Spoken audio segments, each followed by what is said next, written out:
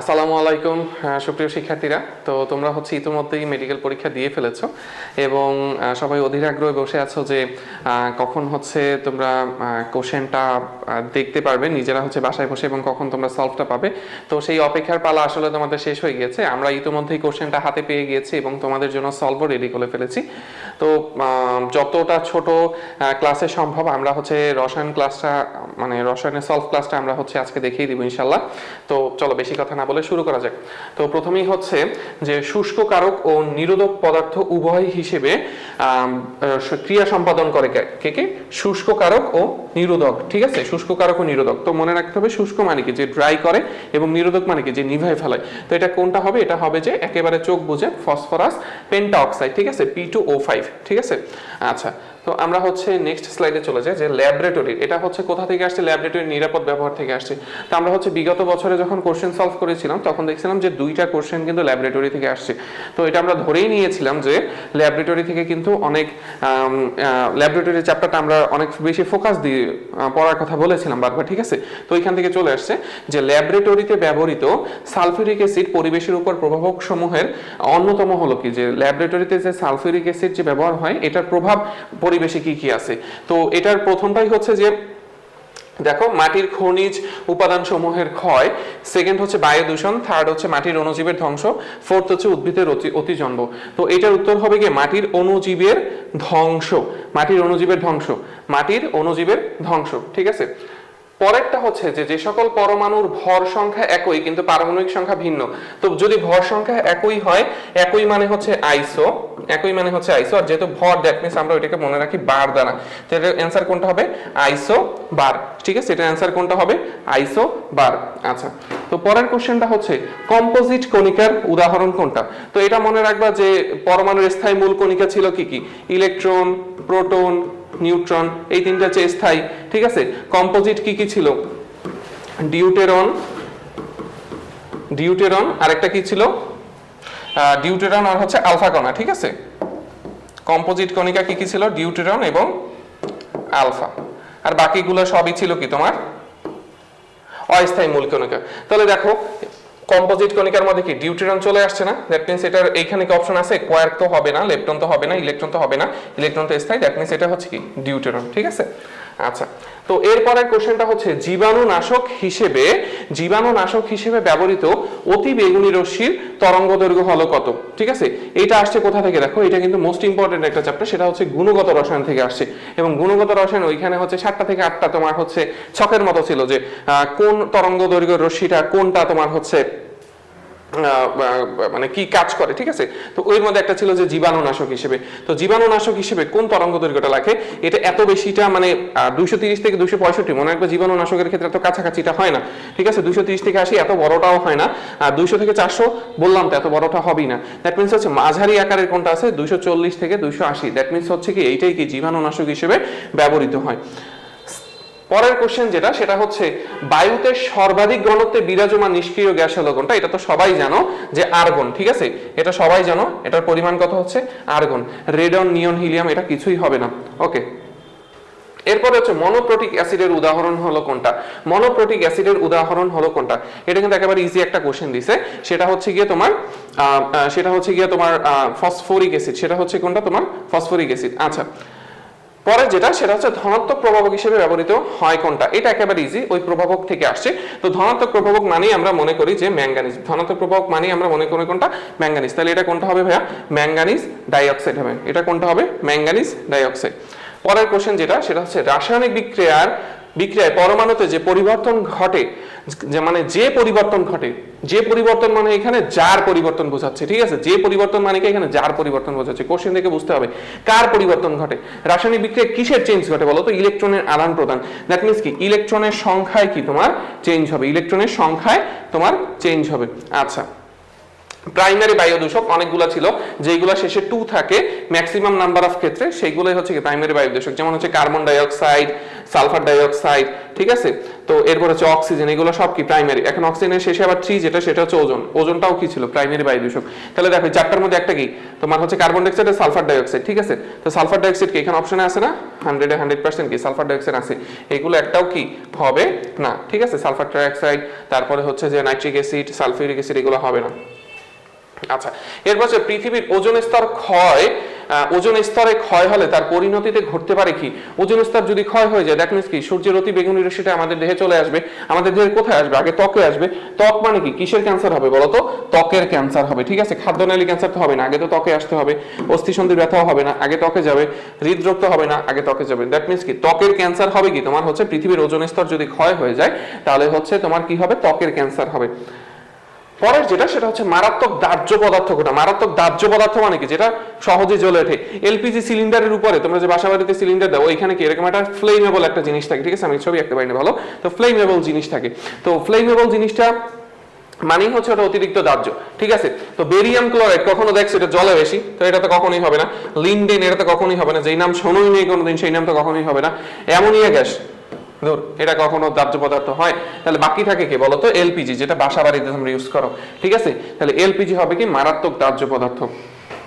পরের যেটা সেটা হচ্ছে যে ভারী ধাতুর কারণে ব্ল্যাক ফুট ডিজিজ হয়।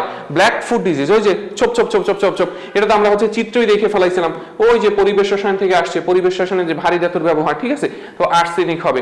তো এই ভারী ধাতু থেকে কিন্তু আমরা যখন হচ্ছে প্রিভিয়াস ইয়ারের কোশ্চেনটা আমরা তোমাদের সলভ দিছিলাম ওই এক্সাম রিকল সিরিজটাতে, তখন তোমরা ওইখানে গেলে পাবা যে ওই ভারী ধাতু থেকে কিন্তু গত বছর আসছিল যে আর্সেনিকের হু অনুমোদিত নিরাপদ মাত্রা কত, ঠিক আছে, বা সর্বোচ্চ নিরাপদ মাত্রা কত, কত 0. সর্বোচ্চ গ্রহণযোগ্য মাত্রা কত, ঠিক আছে, কত ছিল 0.05। এবং আমি আরো একটা বলে দিয়েছিলাম যে নিরাপদ মাত্রা কত, সেটা হচ্ছে 0.01, ঠিক আছে। তাহলে ওই ভারী ধাতু থেকে কিন্তু এই বছর আবার একটা চলে আসে, সেটা হচ্ছে আর্সেনিক থেকে চলে আসছে। তাহলে ভারী ধাতুর টপিকটা কিন্তু অনেক ইম্পর্টেন্ট, যারা নেক্সট ইয়ার পরীক্ষা দিবা তাদের ক্ষেত্রে কিন্তু আরো বেশি ইম্পর্টেন্ট এটা। আচ্ছা, এরপরে হচ্ছে বায়ুমণ্ডলের যে স্তরে প্রাকৃতিক দুর্যোগ সমূহের উৎপত্তি হয়, এটা হচ্ছে সহজ কোশ্চেন আসলে হয় না কি, ঝড় ঝঞ্ঝা, ঠিক আছে, ক্ষুব্ধ মণ্ডল, ঝড় ঝঞ্ঝা, তারপরে হচ্ছে ক্ষুব্ধ মণ্ডল, হ্যাঁ। তো এই যে ঝড় ঝঞ্ঝা, ক্ষুব্ধ মণ্ডল, এগুলো আমরা সব কোথায় দেখছিলাম বলতো, ক্ষুব্ধ মণ্ডল এটা সব দেখছিলাম কোথায়, এই ট্রপোস্ফিয়ার কোথায়, ট্রপোস্ফিয়ার কোথায়, এই যে ট্রপোস্ফিয়ার, ঠিক আছে। তো ট্রপোস্ফিয়ারে কি হবে, যে প্রাকৃতিক দুর্যোগ সমূহের উৎপত্তি হয় কোথায় বলতো, ট্রপোস্ফিয়ারে, ঠিক আছে। আচ্ছা, আমরা পরের কোশ্চেনে চলে যাই, সেটা হচ্ছে মোটরযানে ব্যবহৃত সিএনজিতে বিদ্যমান মিথেন গ্যাসের শতকরা পরিমাণ কত। আচ্ছা দেখো, এই কোশ্চেনটা হচ্ছে একটু ক্রিটিক্যাল করছে। দেখো এখানে আমরা মনে করছিলাম যে তিনটাই হয় কিনা आंसर, ঠিক আছে, যে 95 থেকে 97 হইতে পারে, 95 থেকে 99 হইতে পারে, 93 থেকে 98 হইতে পারে। তো অনেকে ভাবতেছো যে ভাই 95 থেকে 98 তো হয়, কিন্তু সেটা কি আমাদের অপশনে নাই। তাহলে মোস্ট প্রবাবল যেটা आंसर সেটা হচ্ছে কি 95 থেকে 99, ঠিক আছে। 95 থেকে 99 হবে কি আমাদের কারেক্ট आंसर, 95 থেকে 99 হবে কি আমাদের কারেক্ট आंसर। তো যারা কনফিউশনে ছিল তারা কনফিউশনটা ক্লিয়ার হয়ে গেছে আশা করি। তারপরে কোশ্চেনটা হচ্ছে যে এসটিপি তে কোন গ্যাসের মোলার আয়তন হলো, এসটিপি তে মোলার আয়তন কত। মনে রাখবে দুইটা মোলার আয়তন আমাদের মনে রাখতে হয়, একটা হচ্ছে 22.414 যেটাই হচ্ছে এসটিপি তে, আর এসএটিপি তে যেটা সেটা ক্ষেত্রে কত ভাইয়া 24.789। তো এসটিপি তে কত 22.414, তাহলে কত হবে 22.414, কই আছে 22.8 আছে, এটা তো হবে না, 22.414, তাহলে এটাই হবে 24.8 গুলো সামথিং কিছুই হবে না। আচ্ছা, এরপরে যেটা কোশ্চেন সেটা হচ্ছে বাংলাদেশের সুপার সাইক্লোনে বাতাসের ঘন্টায় গতিবেগ হলো কত। আচ্ছা, এটা হচ্ছে যেহেতু রিসেন্টলি ভূমিকম্প হয়েছে, তো ভূমিকম্পের কিন্তু একটা কোশ্চেন আসছে তোমাদের ফিজিক্সে, ঠিক আছে। তো রিসেন্টলি যেহেতু ভূমিকম্প হয়েছে, ভূমিকম্পের পরপরই বাংলাদেশ একটা পেজ আছে, সেখানে কি সাইক্লোনের বারবার আপডেট দিচ্ছিল। তো এটা আমাদের একটা মোস্ট প্রবাবল একটা কোশ্চেন হইতেই পারতো, ঠিক আছে, যেটা হইতেই পারতো এবং সেটা হয়েই গেছে, যে সাইক্লোন থেকে কোশ্চেন চলে আসছে যে সাইক্লোনে বাতাসের ঘন্টায় গতিবেগ কত। তো সেটা কত হবে ভাইয়া 220 কিলোমিটার পার আওয়ার বা এর অধিক। অধিক, ঠিক আছে 220 কিলোমিটার, ঠিক আছে 220 কিলোমিটারের অধিক। আচ্ছা, পরের যে কোশ্চেনটা সেটা হচ্ছে মেলামাইন থেকে উৎপন্ন বৃক্কের জন্য ক্ষতিকারক পদার্থের নাম, ঠিক আছে। এটা কোথা থেকে আসছে ভাই? জৈব রসায়ন, ওই যে পলিমারের লাস্ট টপিক গুলো আছে না, ওইখান থেকে চলে আসছে। এটা কিন্তু ইম্পর্টেন্ট টপিক, ঠিক আছে। তো মেলামাইন থেকে উৎপন্ন বৃক্কের জন্য ক্ষতিকারক, বৃক্কের জন্য ক্ষতিকারক বলছে কিন্তু, তাহলে বৃক্কের জন্য ক্ষতিকারক হচ্ছে ইউরিয়া। যদি বডিতে থাকে দ্যাট মিন্স ওইটাই কি কিডনির জন্য ক্ষতিকর। তাহলে ইউরিয়া বা ইউরিক অ্যাসিড আছে কোথায়? সায়ানো ইউরিক অ্যাসিড, ঠিক আছে। তাহলে এটাও কি তোমার বৃক্কের জন্য মারাত্মক ক্ষতিকর। এখন তোমরা বলতে পারো যে ভাই ইউরিয়াও তো আছে, বাট মনে রাখবা যেহেতু হচ্ছে মেলামাইন থেকে দ্যাট মিন্স জিনিসটাকে একটু প্রিমিয়াম টাইপ, এই জন্য প্রিমিয়াম টাইপ নাই, ঠিক আছে। তাহলে সায়ানো ইউরিক অ্যাসিড, ঠিক আছে। আচ্ছা, এটা বই থেকে ডিরেক্ট তুলে দিছে কিন্তু। এরপরে হচ্ছে ফেরিক ক্লোরাইড দ্রবণের সাহায্যে শনাক্ত করা যায় কোনটি? বারবার যখন হচ্ছে রসায়নে তোমাদের হচ্ছে রিপিট ক্লাসগুলো নিচ্ছিলাম, মানে হচ্ছে প্রিভিয়াস ইয়ার কোশ্চেন, তখন বলছিলাম যে জৈব যৌগ থেকে নাম বিক্রিয়াগুলো অনেক ইম্পর্টেন্ট। তো নাম বিক্রিয়ার ইম্পর্টেন্ট তো তখন বলছিলাম যে লিবারম্যানের সাহায্যে একটা তোমার হচ্ছে শনাক্তকরণ করা যায়। তো লিবারম্যানের ওইখানে শনাক্তকরণ করা যায় কাকে? তোমার হচ্ছে ফেনলকে, ঠিক আছে। তো ফেনলকে শনাক্তকরণ করা যায় আরেকটা জিনিস দ্বারা, সেটাকে বলা হয় ফেরিক ক্লোরাইড, ঠিক আছে। তাহলে ফেরিক ক্লোরাইড দ্বারা তোমার কোনটা শনাক্ত করা যায়? ফেনলকে শনাক্ত করা যায়, ঠিক আছে। আচ্ছা, পরের যে কোশ্চেনটা সেটা হচ্ছে যে রাসায়নিক দ্বারা খাদ্যদ্রব্যে ফরমালিনের উপস্থিতি নির্ণয় করা হয় তাকে কোনটা বলা হয়, ঠিক আছে।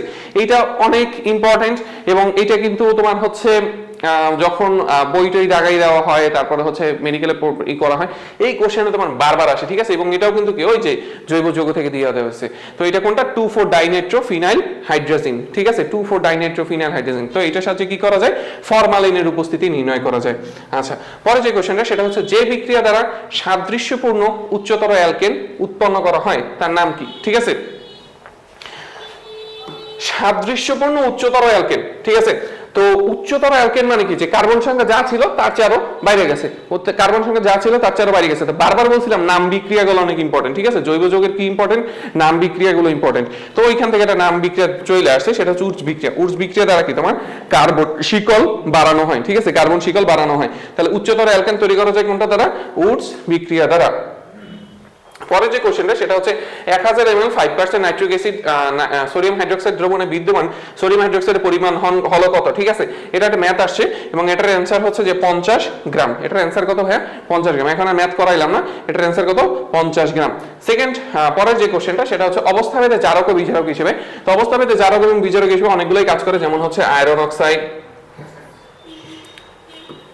তারপরে হচ্ছে সালফার ডাইঅক্সাইড, এগুলো হচ্ছে অবস্থাভেদে জারক এবং বিজারক উভয় হিসেবে কাজ করে। তাহলে ফেরিক অক্সাইড এখানে আছে না? ফেরাস অক্সাইড এখানে আছে না? অবশ্যই আছে। তো ঠিক আছে, তাহলে অবস্থাভেদে জারক এবং বিজারক উভয় হিসেবে কাজ করে কে? FeO, ঠিক আছে, FeO। আচ্ছা, এরপরে হচ্ছে গিয়ে তোমার অপটিক্যাল ফাইবারের প্রধান উপাদান হলো কোনটা, ঠিক আছে। অপটিক্যাল ফাইবার মনে রাখবা, কাঁচ অপটিক সব জায়গায় সিলিকন থাকবে। তাহলে সিলিকন কোন অপশনে আছে দেখো তো? সিলিকন কোন অপশনে আছে? এই যে সিলিকন ডাইঅক্সাইড আছে, ঠিক আছে। তাহলে অপটিক্যাল ফাইবারের প্রধান উপাদান হলো সিলিকন অক্সাইড, ঠিক আছে। আচ্ছা, এরপরে যেটা সেটা হচ্ছে ক্যালোরিফিলিক মান বিচারে সবচেয়ে ভালো কয়লা হলো কোনটা? এইটা ম্যাক্সিমামে হয়তো ভুল করছো, সেটা দাগাইছো যে তোমরা বিটুমিনাস, বাট এটা হবে না, ঠিক আছে, এটা হবে না। এটা অ্যানসার হবে কোনটা? এটার অ্যানসার হবে অ্যানথ্রাসাইট, ঠিক আছে। ক্যালোরিফিলিক মান বিবেচনায় কোনটা হয় ভাইয়া? অ্যানথ্রাসাইট হয়, ঠিক আছে। আচ্ছা, ওকে ওকে, তাহলে হচ্ছে এই আমাদের 25টা কোশ্চেন আলহামদুলিল্লাহ আমরা হচ্ছে একটা ছোটখাটো একটা রিকল করে নিয়েছি যে কি কি হচ্ছে আমাদের কোশ্চেনে আসছে, এবং তোমরা আশা করি সবগুলো খুব মন দিয়ে দেখেছো। তো একটু মিলিয়ে নাও, দেখো কি হয়েছে। যার আশানুরূপ ফল আসছে আলহামদুলিল্লাহ, আসে নাই, নেক্সটের জন্য প্রিপারেশন নাও। এবং অবশ্যই তোমাদের এই প্রিপারেশন থেকে কি হবে বলতো? এই প্রিপারেশনটা তোমাদের লাগবে কোথায় বলতো? সবাই জানি কোথায় লাগবে, কোথায় বলতো? জাবিডিতে। তো জাবিডির জন্য আমাদের অনেক গ্র্যান্ড একটা কোর্স আসতেছে, বাট অনেক শর্ট টাইমের জন্য। তো আশা করি তোমরা এটা আপডেট পেয়ে যাবে ইনশাল্লাহ। তো সবাই ভালো থাকো, সুস্থ থাকো, মন খারাপ করো না। আল্লাহ, আসসালামু আলাইকুম।